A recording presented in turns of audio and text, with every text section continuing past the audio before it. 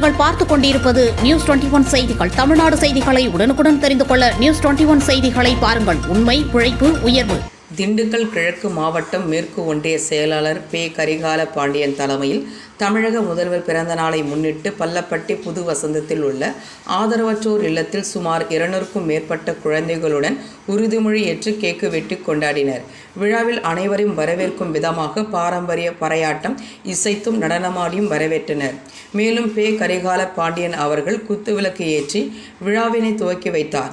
மேலும் சுமார் 300 குழந்தைகளுக்கு ஒரு வருடத்திற்கு தேவையான அரிசி, பருப்பு, எண்ணெய் மற்றும் உணவுப் பொருட்கள் அளிக்கப்பட்டது.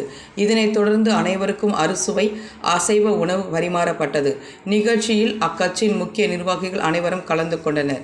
நியூஸ் 21 செய்திகளுக்காக ரமேஷ்.